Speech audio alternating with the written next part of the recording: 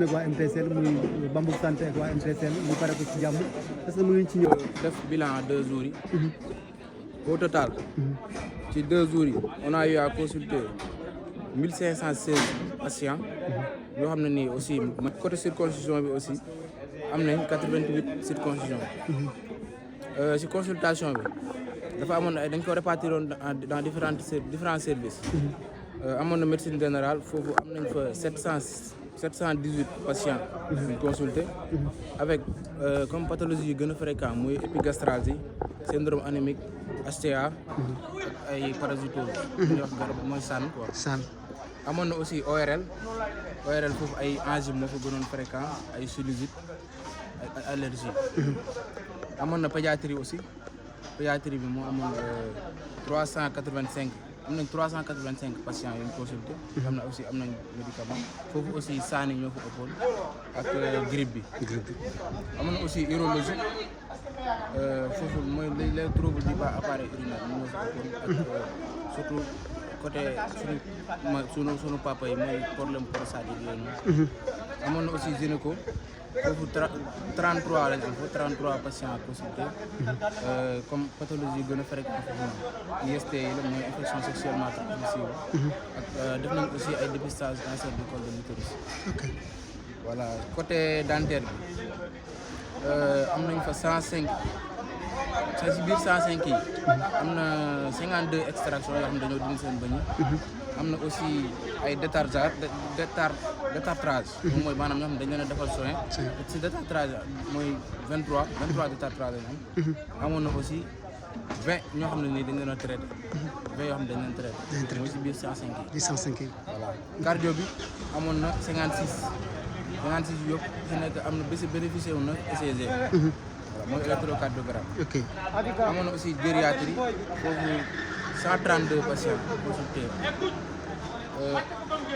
après circoncision bi moom mooy 88 ci 2 jours. ci 2 jours yi ok en tout bu ñu doon xam tey ci 2 jours yi ñaata patients ngeen consulté. en tout consulté nañ 1516 patients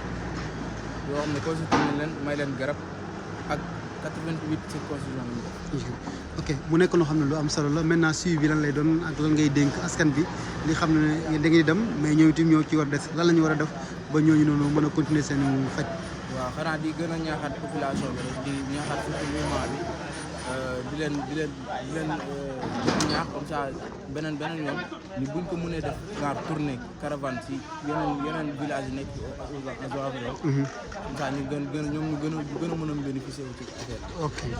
ok seen collaboration ak MTSL moom la ñu waroon njëkkee sax mais dañ koy mujjee parce que gis na collaboration bu am solo la bokk na ci dëkk yi ñu wala association yu njëkk ñëw fekk ci Bambouk Santé def ko daaw mu réussir ren tamit ngeen ñëwaat defal ko à 2 jours mu réussir déwén ngeen nii programme leneen collaboration bi la ngeen ci mën a wax ak lan ngay dénk waa MTSL ginnaaw bu leen waxee ay caravane leneen loolu mën a dénk ci côté santé. waaw waa MTSL moom ñu ngi leen maanaam di leen remercier parce que ñoom li ñuy def nii ñun suñu devoir la ñun. parce que ñun ñoo dëkk ci département bi di yëngu ci wàllum santé donc ñun ñoo ci gën a suñu xam-xam ci la ñun ñoo ci gën a màcc xam-xam. donc ñoom suñu woowee si dara duñ def lu dul ñëw jàppale leen ci. ñëw teg leen tànk. pour affaire yi mën a réussir. kàddu gu mujj bi lan la. waaw xanaa di gërëm ñëpp di gërëm surtout sama équipe bi. waaw dinaa métti woon na lool sax métti woon na trop. parfois nii gars yi wax mais lépp géré nañ ko. géré nañ ngeen ko kon ok kon ñu ngi lay gërëm baax di sant jërëjëf. Bon, docteur Oussama Bouchi, je suis en neurologie, président des médecins marocains au Sénégal. Bon, tout d'abord, je voulais saluer et féliciter mon frère, son Excellence Al-Hajj Malik, par son initiative et il nous a permis de venir ici pour accompagner la population de Escale-Lor. Je voulais aussi saluer les autorités sénégalaises et la partie PASTEF pour tout ce qui nous a mis en disposition pour avoir une 12 jours agréable de consultation et il nous a permis de rapprocher la population et faire notre devoir en parfaite harmonie, quoi. Et puis il y a aussi la Ligue des étudiants marocains au Sénégal qui était présente et il nous a accompagnés pour mieux gérer les 2 jours de consultation. Le Maroc et le Sénégal, ce sont 2 pays frères et comme je suis le secrétaire général de la coordination de Irini au Sénégal, c'est la partie politique au pouvoir au Maroc. Donc, il nous a donné les constructions pour bien représenter le Maroc et d'être les ambassadeurs du Maroc. Et c'est réellement ce qu'on fait en fait. Le Sénégal, c'est un pays frère et un pays vraiment qui la relation maroco-sénégalaise qui date de loin quoi. La coopération des deux gouvernements qui est appliquée en force sur le terrain. Et voilà, je remercie tout le monde et je passe la parole à la présidente des étudiants marocains au Sénégal. Mais votre collaboration avec MTSL, vous venez de faire 2 jours à Oui. Quelles sont les impressions? D'accord. Bon, les 12 jours là, on était bien accueillis. Toujours s'il y a quelque chose, je parle à Excellence Malik, il nous règle les petits soucis à l'instant. Et la population était accueillante, vraiment l'accueil était vraiment très chaleureux. Et nous, en fait, nous on est là pour faire d'abord notre devoir et pour accompagner l'association pour bien gérer leurs 48 heures de consultation. Voilà, donc c'est ça en fait. Ouais. Donc bonjour, c'est Oussama Toussi, je suis un thésard en chirurgie dentaire au niveau de l'université Cheikh Anta Diop. Je suis aussi président responsable des relations extérieures au niveau du comité des étudiants. Aujourd'hui, si on est là au niveau de la commune de Kaffrine, c'est grâce à la coopération qui date depuis très longtemps entre le Maroc et le Sénégal et aussi entre les 2 gouvernements et spécialement par notre regroupement national des indépendants qui a cherché à créer des coopérations de plus en plus innovantes entre le Maroc et le Sénégal dans tout ce qui est action sociale et surtout action de santé, vu que la plupart de la communauté marocaine ici, c'est des médecins. Et aussi, si on est là aujourd'hui, c'est grâce au Sénégal qui nous a donné l'opportunité de faire nos études en médecine et d'avancer de plus en plus dans notre carrière. Et de cela, on passe vraiment le merci à tous nos professeurs et à tous nos encadrants et aussi à Monsieur Malik qui était là présent, qui nous a aidés à vraiment s'intégrer vite fait. En même pas 1 heure de temps, on était déjà intégrés, on était déjà bien logés, bien nourris. On le remercie et on remercie aussi toute la communauté de PASTEF. Et remarqué aussi que, au niveau d'hygiène, la communauté de Lourdes, ça va, elle est quand même avancée, l'hygiène elle est bonne par rapport à d'autres communautés. Mais ce que j'ai trouvé la plupart, c'est des cas de traumatisme au niveau des enfants. Genre, quand ils jouent, ils ont plutôt des fractures au niveau des dents, des trucs comme ça. Donc, en plus, il faut accorder un peu l'attention pour les enfants. Maintenant, votre collaboration avec MTSL et Malik, qu'est-ce que vous en trouvez et qu'est-ce que vous comptez faire dans les années à venir? Ok, Inch'Allah, on cherchera des collaborations de plus en plus enrichissantes et on n'a rien à dire pour l'instant. Vraiment, tout était bien fait et on est très heureux. On est très heureux, alhamdoulilah. Hein? Très bien accueilli alors. Très bien accueillis, très bien logés, très bien nourris. Vous avez mangé du tchèque meew? On a mangé tout, on a mangé du tchibouillab, on a mangé du dibi, on a tout mangé. Merci beaucoup, merci. Merci. Est-ce que vous pouvez revenir sur cette collaboration? Comment vous avez fait pour décrocher ces métiers-là pour vous ici à vous, les émissions? Merci beaucoup pour la pertinence de la question. Cette collaboration rentre toujours dans le cadre de cette coopération très intense et dynamique entre le Maroc et le Sénégal, qui sont 2 pays amis, 2 pays frères, qui sont liés par l'histoire, qui se matérialisent aussi par des actes au plus haut sommet entre les autorités étatiques, mais aussi que nous, à notre niveau, entre la Ligue des médecins marocains et le mouvement MTSL, nous aussi essayons de matérialiser à travers cette activité que nous venons de clôturer. Vous venez de clôturer cette activité. Maintenant, qu'est-ce qu'on peut entendre? Je dis ça aux Marocains, mais qu'est-ce que vous attendez d'eux pour qu'on puisse fructifier cette collaboration entre le Maroc et le Sénégal? Effectivement, nous envisageons, peut-être on aura l'occasion d'y travailler, d'y réfléchir davantage une fois de retour à Dakar, d'intensifier cette collaboration. de voir quelle autre perspective nous pourrons ouvrir et quelle autre activité nous devrions être en mesure de mener. Et que la communauté de Lour également, le mouvement MTSL, comment faire pour appuyer les activités que la Ligue aura organisées dans d'autres zones, parce qu'ils sillonnent pratiquement le territoire sénégalais et ce n'est pas la première fois que cette telle expérience est vécue. Nous aussi, nous essaierons d'apporter notre partition. Mais aussi au niveau de notre commune, l'année dernière, on avait fait une journée médicale. Cette année-ci, on est parvenu à en faire 2 jours, 48 heures. Et pourquoi pas faire une caravane pour la prochaine édition? Essayer de décentraliser un peu l'activité, tenir ça dans d'autres postes de santé. Et nous comptons appuyer également sur l'appui de nos amis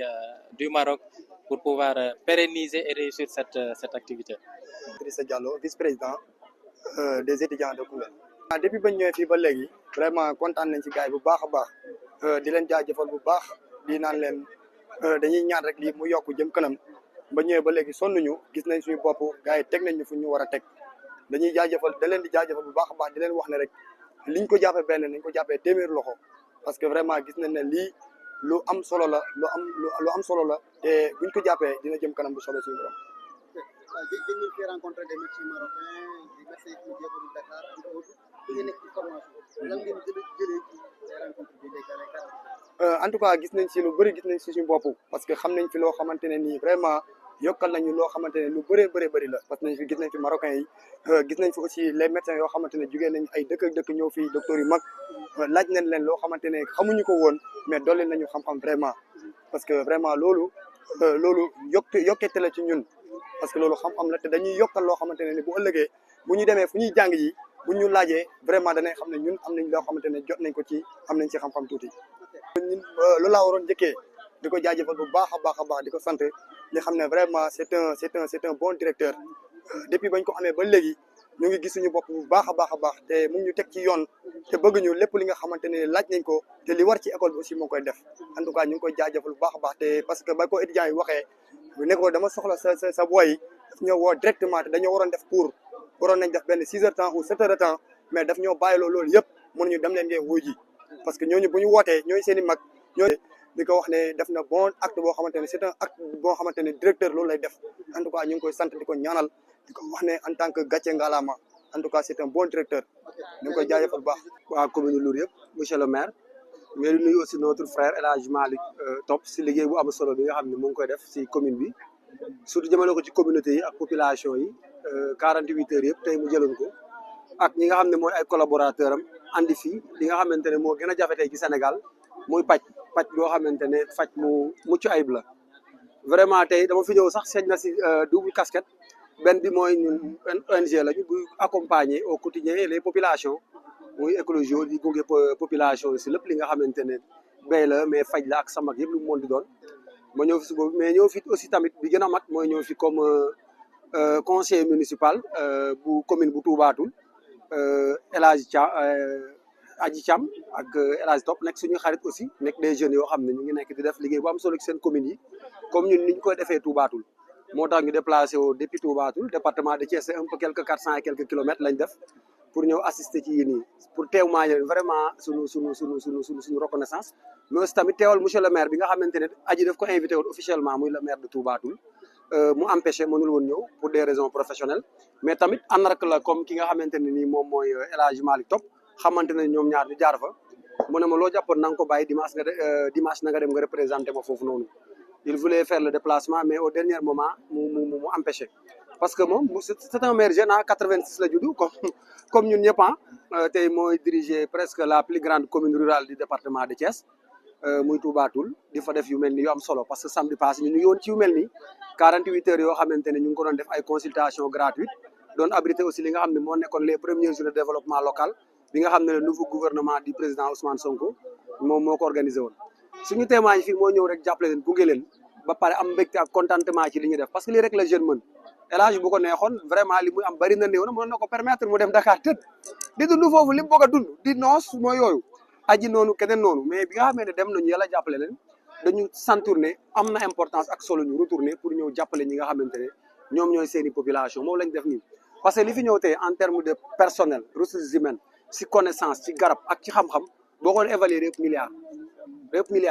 parce que boo gisee gis naa sax ay médecins étrangers yoo xam ne leur déplacement coûte extrêmement cher ñii ma taxawal nii nekk ay personnel enseignant boo xamante ne li ñu fi presté tey boo ko doon évaluer c'est beaucoup de millions kon loolu vraiment bu ko élage organisé day jaadu ñun ñu ñëw fi di ko encouragé di ko wane daal ne ko ñun en tout cas commune Touba Toul sori na mais talal nañu leen loxo parce que Sénégal après ñun ñoo ko développé quoi Sénégal mënul développé Touba Toul ak Thiès ak Dakar développé Loul développé il faut que Loul développé Ribo Escale développé Mbowène Souleye développé Saly Escale développé fépp développé boo ko boolee nag la somme de développement là mooy jox le développement quoi vraiment c'était ça ñu am ci kontaan bu baax on n'a pas regretté nu ñëw. D'abord di nuyu population bu Lour mais di nuyu aussi le mouvement MTSL di jël nuyoo bi di ko teg ci loxo coordinateur El Hadj Malick Top vraiment di am mbégte waaw vraiment nous sommes agréablement surpris ci li ñu gis fii nii parce que bi ma duggee mooy sama première réaction te bi ma laajtee sax nee nga ma nit ñi wàññeeku ne ndax am na ñoo xam ne jot nañ faju ba dem mais li ñu fi gis macha allah dal na xel rafet na te wane na ne aussi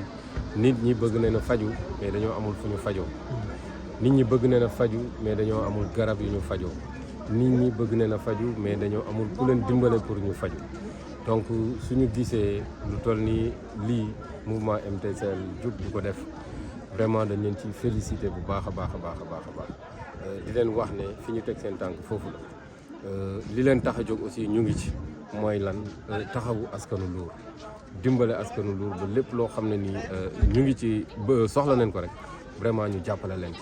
ñoo ngi ci santé bi ñu ngi ci sport bi ñoo ngi ci éducation bi donc jàpp naa ne donc ñu ngi ci lu gën a am solo loo xam ne nii moom la askan wi soxla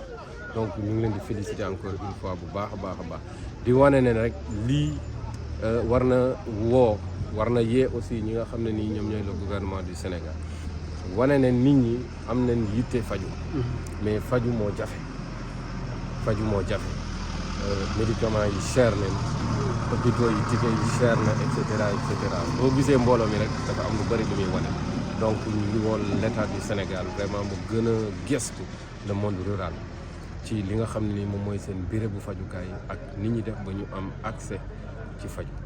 di sant ñu gërëm vraiment ñi ñu àndal aussi ku ci mel ni El Hadj Babou Guèye di le chargé des élections de Pastef département bu Koungheul Demba Ndimbalane chargé de la communication et mon grand frère Bassirou Socé aussi ànd ci délégation bi di sant di gërëm aussi ñu fi fekk ñëpp surtout waa Bambouk santé ñi nga xam ne nii c'est des étudiants de Koungheul yi nga xam ne ñu ngi fépp ci biir réew mi am taxawaay bu am solo ci biir département bu Koungheul di sant vraiment képp ku fi ñëw rek te faj indi la fi ñu ngi lay sant di la gërëm bu baax a baax merci. ok merci beaucoup. donc du nuyu ñëpp ñoo xam ne fekk nañ leen fi aussi du nuyu internetu xibaaru Bambouk ak toute la population de Koungheul et plus particulièrement celle de Lour Escale di wax ne tey dañ fi ñëwoon pour def acte de présence ci activité bi nga xamante ni muy consultation médicale bi nga xam ne muy le mouvement MTSL mi ngi koy def mu nekk activité boo xamante ni activité bu ñu war a rafetlu la parce que c'est dans le cadre de la santé te dañ naan la santé avant tout donc santé nit boo wérul mënoo def dara kon bu fekkee ne ñëw nañ aussi pour la population di jàppale population bi seen wér-gu-yaram dañu xam ne donc vraiment c'est à saluer donc loolu moo tax ñu ñëw fi pour présenter wu pour rafetlu liggéey bi pour encourager leen si li nga xamante ni si lañ nekk en tout cas loolu moo nekk tànki Pastef yi démb coordination départementale ñëw na fi mais dafa tombé woon ñu xaw a génn léegi moo tax ñu ne tey kut lu métti danañ fi jaar moo tax ñu ñëw fi uniquement pour rafetlu li nga xamante ni moom mooy liggéey bi ki nga Matar. salaamaaleykum ñu ngi leen di nuyu yéen mbokk internet yi di jiital si nuyoo bi waa xibaaru Bambouk et son PDG Matar président MTCL ak ñi ma ànd ñëpp d'emblée le département de Koungheul suñu visite bi du dara lu dul ñëw non seulement feddali kóllëre mais aussi wane ne si lañ bokk parce que déjà man au-delà de mes activités politiques je suis le secrétaire exécutif du comité de développement sanitaire de Koungheul donc man maay dékku à peu près toutes les transferts wala bokk les référés yuy ñëw ci yeneen communes yi donc man chef-lieu bi laa yor donc lépp lu jëm ci wàllu santé dans le département daf ma ñor donc si vous faites des trucs pareils nga xam ne daf ñuy régler problème anticiper sur ay problèmes yu bëri mu mën a régler problème yu bëri si suñu ay courbe suñu ay indicateurs de développement suñu ay indicateurs si yenn pathologie yi wala yenn maladies chroniques yi ñu teel ko détecter mais aussi ñu ñenn ñi rassuré wu am conscience yu tranquille si seen ay stress yeeg yooyu mais li ci ëpp solo mooy ñuy anticiper nga xam ne dina permettre ñu mën a teel a faju mën a teel a wér donc effort yi ñuy def au niveau de la commune pour mettre en place service yëpp odonto ophtalmo bloc opératoire district bi am maternité am service yëpp yoo xam ne tey dinañ mën a dékku référé yi lépp lu leen poste yi di référé di indil loolu tey lii moo ñu siy dimbale lii rek moo ñu si mën a dimbale su ko defee duñu encombré foofu te askan bi li nga xam ne tey moo ñu dugal ci mbir mi askan bi wér askan bi dinañ mën a gis seen bopp ci wàllu wér-gu-yaram ci département bi tey comme ni ñu koy faral di waxee santé dafa sooxe d'une manière générale ci réew mi yëpp maanaam réew mi li mu am motut kon genre initiative yu mel nii mooy permettre communes yi di mën a régler seen propre problème nga xam ne problème bi dootul nekk problème national mais kenn ku nekk day làqu sa ruq régler sa problème c'est satisfaction boobu ak mbégte boobu la ñu am moo ñu ñëw pour wan ko ne ko loo nekk ñu ngi si li nga nekk ñun ñoo ko bokk et puis voilà saafante ak moom ak mbokku Lour yëpp te du nekk lu bu ñu ñëwoon ci bés bi day mel lu xaw a xumb mais dañuy ñëw heure bi nga xam ne c'est plus sobre c'est plus calme et puis mu xam ne ñun ñëw nañ te yàlla rek tax feddali ko suñu kóllëre mais aussi feddali kóllëre mouvement bi waaye tamit jox leen suñu ñaan ak suñu mbégte ci bés bi. xam ne def nañ ko à la fois on discute déjà parce que ci ay planification lañ toll sur beaucoup de choses ci ay réflexion lañ toll sur beaucoup de choses donc ça a commencé il y a longtemps li ci nekk mooy ñun ak Malick mu ngi mel ni na ngay wax Koungheul ak Lour benn mënul dem bàyyi moromam genre njambaan la quoi kenn ku nekk day dem indi lii keneen indi lii man loolu laa gëm donc li ñu gëm mooy dañu war a travailler sur l'unification de notre département en passant par les communes par nit ñi nga xam ne pardon ci français bi nit ñi nga xam ne ñoo dëkk ci commune yi ñu dajaloo commencé ànd nekk benn teg fële yenn yu bëri war a mën a bokk di xalaat ci li nga xamante ni mooy jëmale département bi kanam donc loolu moom du yàgg dara di ngeen gis ay actions yu bëri yoo xam ne xëy na ànd nañ ko poser par A ou par B on va travailler ensemble pour le développement du département de Koungheul. jërëjëf gannaaw bi ma sante yàlla julli ci Muhammad sallallahu alayhi wa sallam li ma gis mooy mbégte rek ak kontaan xam naa daal bi ma duggee barab bi dama yëg ci suma bopp ak kontaan bu rëy a rëy ndax santé mooy lépp su fekkee nit wérut benn soxla la am mooy wér soo amee fukki soxla ñaari soxla ñetti soxla rek wér moom am nga ko kon li ma gis fii ci doomi aadama ak li ma gis fii ci ñiy faj li ma fii duggee damay kontaan ma gërëm santa ki nga xam ne mooy Malick Jacky takawal mbir mi de santa équipe ñi mu ànda yëpp su takawaloon monsieur Top takaw Alaaji Malle takaw mooy Malle Sarr Bitté takaw keneen takaw du dem waaw bi mu yëkkatee comme que lu baax la ci jublu yàlla soor ci la ko boole kol yi ak kel yi yëpp ñu gungante ci kon ñoom ñëpp gërëm naa leen sant leen ci programme bi man li ma ciy wax dama ciy gërëm sant conseil commune yi ndax daaw biñ ko waxee ñu bari day ruuma daal di politique la waaw ma ne leen lii nag politique bu baax la comme que politique boo xam ne suñ ko tagawalee rek ku ñëw rek nga faju dem su fekkee su ñëwee ñu ne kii ci parti diw wala kii ci parti diw rek politique bu bon la waaye comme que ku ñëw rek da ngay faju ci booba politique bu baax la nañ ci soobla ko ñun ñëpp ñu rafetlu ko ñu ànda ci jogante ci loxo ñu waxtaan ba ñu génn liñ génnoon daaw ren li doon suñ njorto ñu ful ko ñaar wala ñetti